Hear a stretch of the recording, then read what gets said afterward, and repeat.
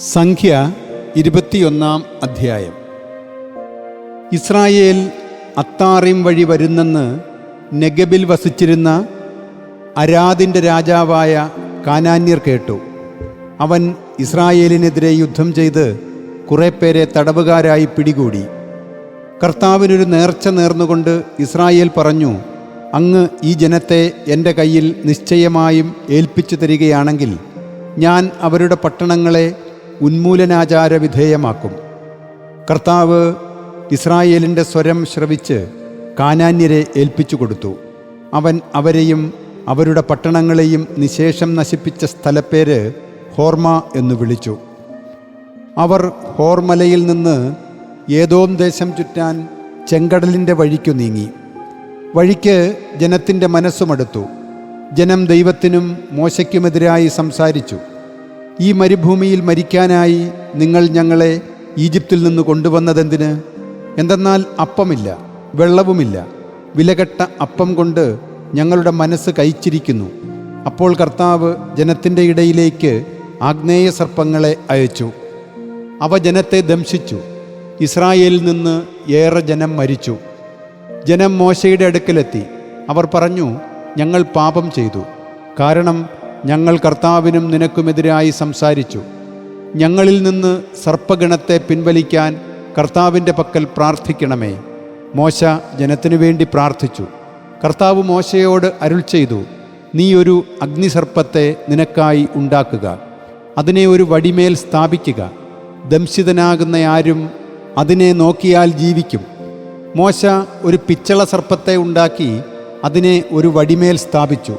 സർപ്പം ഒരാളെ ദംശിക്കാനിടയായാൽ അവൻ പിച്ചള സർപ്പത്തെ നോക്കും. അപ്പോൾ അവൻ ജീവിക്കും. അനന്തരം ഇസ്രായേല്യർ നീങ്ങി ഓബോത്തിൽ പാളയമടിച്ചു. അവർ ഓബോത്തിൽ നിന്ന് പാളയം നീക്കി മൊവാബിനെതിരെ സൂര്യോദയദിക്കിലുള്ള മരുഭൂമിയിൽ ഇയെ അബിറീമിൽ തങ്ങി. അവിടെ നിന്ന് അവർ നീങ്ങി സേരദിൻ്റെ താഴ്വരയിൽ പാളയമടിച്ചു. അവർ അവിടെ നിന്ന് പാളയം നീക്കി മരുഭൂമിയിൽ അമോര്യരുടെ അതിർത്തിയിൽ നിന്ന് പുറപ്പെടുന്ന അർണോൺ നദിയുടെ മറുകരയിൽ തങ്ങി. എന്തെന്നാൽ മൊവാബ്യർക്കും അമോര്യർക്കുമിടയിൽ മൊവാബിൻ്റെ അതിരാണ് അർണോൺ.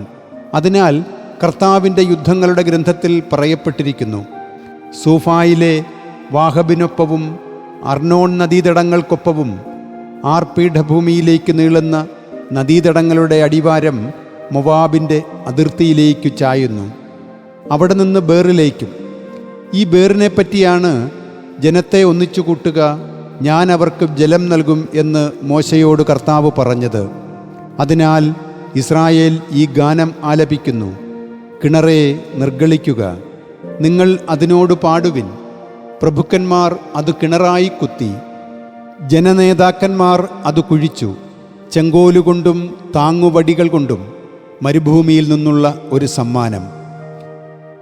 മത്താനിൽ നിന്ന് നഹലിയേൽ, നഹലിയേൽ നിന്ന് ബാമോത്ത്, ബാമോത്തിൽ നിന്ന് തരിശു ഭൂമുഖം കീഴ്ദർശനമായുള്ള പിസ്ഗാശൃംഗത്തിൻ്റെ മൊവാബ് പീഠഭൂമിയിലെ ഹഗ്ഗായി. അമോരി രാജാവായ സീഹോൻ്റെ അടുക്കൽ പറയാനായി ദൂതന്മാരെ ഇസ്രായേൽ അയച്ചു. നിന്റെ ദേശത്തിലൂടെ ഞാൻ കടന്നു പോകട്ടെ. ഞങ്ങൾ വയലിലോ മുന്തിരിത്തോട്ടത്തിലോ തങ്ങുകയില്ല, കിണറിലെ വെള്ളം കുടിക്കുകയുമില്ല. നിന്റെ അതിർത്തി കടക്കുവോളം ഞങ്ങൾ രാജപാതയിലൂടെ തന്നെ സഞ്ചരിച്ചു കൊള്ളാം. എന്നാൽ തൻ്റെ അതിർത്തിയിൽ കടക്കുന്നതിന് സീഹോൻ ഇസ്രായേലിനെ അനുവദിച്ചില്ല. സീഹോൻ തൻ്റെ ജനത്തെയെല്ലാം കൂട്ടി ഇസ്രായേലിനെ നേരിടുന്നതിന് മരുഭൂമിയിലേക്ക് പുറപ്പെട്ടു. യാഹാസിലെത്തി ഇസ്രായേലിനെതിരെ അവൻ യുദ്ധം ചെയ്തു. ഇസ്രായേൽ അവനെ വാളിൻ്റെ വായ്ത്തലയ്ക്ക് ഇരയാക്കി. അർണോൺ മുതൽ യാക്കോബ് വരെ, അതായത് അമ്മോന്യർ വരെയുള്ള അവൻ്റെ ദേശം കൈവശപ്പെടുത്തി. അമ്മോന്യരുടെ അതിർത്തി തികച്ചും ശക്തമായിരുന്നു. ഇസ്രായേൽ ആ പട്ടണങ്ങളെല്ലാം പിടിച്ചെടുത്തു. അമോര്യരുടെ എല്ലാ നഗരങ്ങളിലും ഹെഷ്ബോണിലും അതിൻ്റെ എല്ലാ ഗ്രാമങ്ങളിലും അവർ വാസമുറപ്പിച്ചു. ഹെഷ്ബോൺ അമോരി രാജാവായ സീഹോൻ്റെ നഗരമായിരുന്നതുകൊണ്ടാണ് അവൻ മൊവാബിലെ മുൻ രാജാവിനെതിരെ യുദ്ധം ചെയ്ത് അർണോൺ വരെയുള്ള അവൻ്റെ ദേശമത്രയും അവൻ്റെ കയ്യിൽ നിന്ന് പിടിച്ചടക്കിയത്. അതുകൊണ്ടാണ് നാടോടി ഗായകർ ചൊല്ലുന്നത്, ഹെഷ്ബോണിലേക്കു വരുവിൻ, അത് പണിയപ്പെടട്ടെ, സീഹോന്റെ നഗരം പുനഃസ്ഥാപിതമാകട്ടെ. എന്തെന്നാൽ ഹെഷ്ബോണിൽ നിന്ന് അഗ്നി പുറപ്പെട്ടു, സീഹോന്റെ പട്ടണത്തിൽ നിന്ന് അഗ്നിനാളം.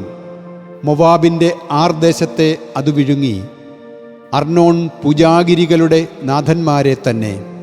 മൊവാബേ, നിനക്കു ദുരിതം. കെമോഷിൻ്റെ ജനമേ, നീ നശിച്ചു.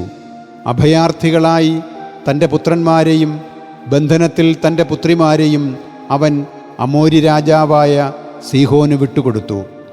നമ്മൾ അവരെ എയ്തു. ദിബോൻ വരെ ഹെഷ്ബോൺ നശിച്ചു. നോഫഹ് വരെ, അതായത് മെദേബ വരെ നമ്മൾ തകർത്തു. അങ്ങനെ ഇസ്രായേൽ അമോര്യരുടെ ദേശത്ത് താമസമാക്കി. യാസേറിനെ ഒറ്റുനോക്കുന്നതിന് മോശ ആളയച്ചു.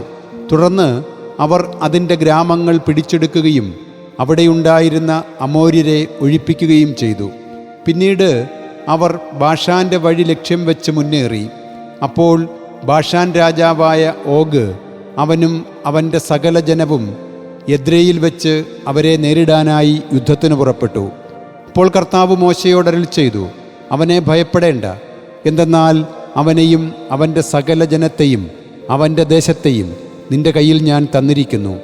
ഹെഷ്ബോണിൽ വസിച്ചിരുന്ന അമോരി രാജാവായ സീഹോനോട് നീ ചെയ്തതുപോലെ അവനോടും നീ ചെയ്യണം. അവർ അവനെയും അവന് പിന്തുടർച്ച അവശേഷിക്കാതാകും വരെ അവൻ്റെ പുത്രന്മാരെയും അവൻ്റെ ജനം മുഴുവനെയും കൊന്നൊടുക്കി. അവർ അവൻ്റെ ദേശം കൈവശപ്പെടുത്തുകയും ചെയ്തു.